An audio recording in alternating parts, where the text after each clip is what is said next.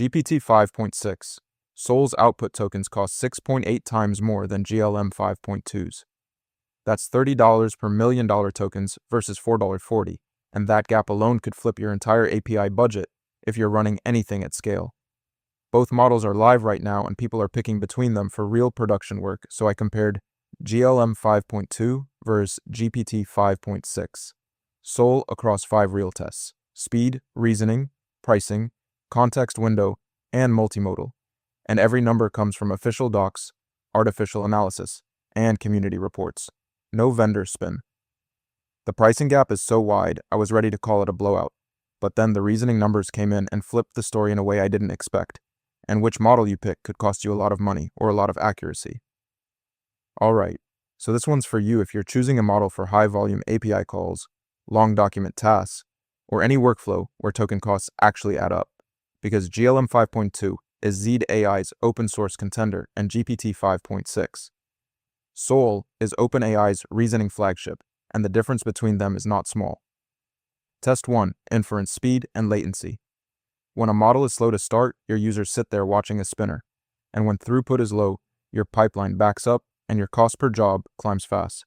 So a bad latency number can make a cheap model expensive in practice. GLM 5.2 clocks in at 106 tokens per second with a 1.36 second time to first token, both from artificial analysis, while GPT 5.6. Sol claims up to 750 tokens per second, but that's a community report from Cerebras Hardware and there's no published TTFT number for GPT 5.6 Sol at all. Okay, and this is where you really want to take it with a grain of salt, because those two speed numbers were measured in completely different environments. So GLM 5.2's 106 TS is a consistent, independently tested figure, while GPT 5.6 Sol's 750 TS is hardware specific and community reported, and you can't put them side by side and call it a fair race. I was expecting GPT 5.6 Sol to run away with this on paper, and technically the 750 TS claim sounds wild, but because the test setups aren't comparable and there's no TTFT data for GPT 5.6. Sol, this one's a tie. 0-0, one tied. Test 2. Accuracy and reasoning. When a model gets this wrong, it doesn't just give you a bad answer. It gives you a confident bad answer, and you ship it. And debugging a reasoning failure in production is painful in a way that costs way more than just the API bill. What surprised me was how consistent the gap is. On Terminal Bench 2.1, GPT 5.6, Sol scores 88.8% versus GLM 5.2's 81.0%. That's 7.8 points. And on the Artificial Analysis Intelligence Index, it's 59 versus 51. While coding indices exist for both, but use different benchmarks, so I'm not counting that one either way. GLM 5.2 scoring 81% on Terminal Bench is honestly not bad, and the gap is real, but it's not catastrophic. So for a lot of everyday tasks, that 7.8 point difference probably won't show up in your output quality in any way you'd notice. GPT 5.6, Sol takes this one because two consistent benchmarks both point the same direction, and that's not something I can argue with, so the score is now GPT 5.6, Sol 1, GLM 5.2, 0, 1, still tied. Test 3. Pricing and cost efficiency. Run a model at scale and pricing stops being a footnote because a cost difference of even 2 or 3 times can mean the difference between a product that's profitable and one that's draining your budget every single month.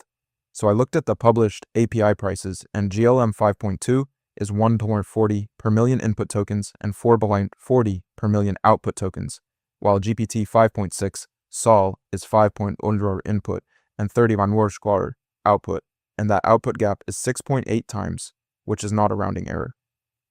GLM 5.2 wins pricing, and it's not close, because I expected a gap, but 6.8 times cheaper on output tokens is bigger than I thought. And that ties the overall score at 1-1 with one still tied. So if your workflow generates a lot of output tokens, this difference is massive. Test 4. Context window and document handling. If you're feeding a model a long code base or a big document, and it silently truncates your input, the model just starts making stuff up because it lost the context, and you might not catch it until something breaks downstream. Both models advertise a 1 million token context window on paper, so I was expecting a tie, but then I found a GitHub issue where GPT 5.6, Sol's effective context in Codex CLI drops to somewhere between 258K and 353K tokens. while GLM 5.2 has no reported issues like that, which is a pretty big gap between what's advertised and what's real. To be fair, that GPT 5.6 Sol context issue comes from a single GitHub report in Codex CLI, which is a specific environment and might not affect every use case. So if you're relying on the full 1M token window for long document work, that's a risk you'd want to verify before committing. GLM 5.2 takes this one because I went in thinking it'd be a clean tie since both advertise 1M tokens, but the community reported limit on GPT 5.6. Sol changes things, so GLM 5.2 goes up to 2 wins, GPT 5.6 Sol stays at 1, 2 tied, and GLM 5.2 leads for the first time. Test 5. Multimodal capabilities. If you're building a workflow that needs to process screenshots, diagrams, or audio, picking a text-only model means you're blocked from the start and you'd have to bolt on a separate vision model, which adds complexity and cost to your whole pipeline. I checked the official docs for both and neither model supports multimodal input, so GLM 5.2 is text-only. GPT 5.6 Sol is text-only, no images, no audio, no video. And if you need to process anything beyond text, you're looking at a different model entirely, regardless of which one you pick here. For a lot of pure text workflows, this honestly doesn't matter at all, because coding agents, document summarization, and reasoning tasks don't need image input. So if your use case is text only, anyway, this dimension is just a non-issue. I kind of expected a tie here, but I was still a little surprised. Neither model has added any multimodal support, yet given where the space is going. So the final score is GLM 5.2, 2 wins, GPT 5.6, Sol 1 win, 2 tied, and that's where we land. Going into the verdict, GLM 5.2 wins on 3 things. It's dramatically cheaper at 3.6 times less on input and 6.8 times less on output. There are no reported context window issues, so you actually get the 1M tokens you're paying for. And it has a verified 1.36 second time to first token with consistent 106 TS throughput. GPT 5.6 Sol wins on reasoning, scoring 88.8% on Terminal Bench 2.1 versus GLM 5.2's 81.0% and 59 versus 51 on the Artificial Analysis Intelligence Index, and its Coding Agent Index hits 80. So if your task demands the highest accuracy you can get, GPT 5.6 Sol is the better model.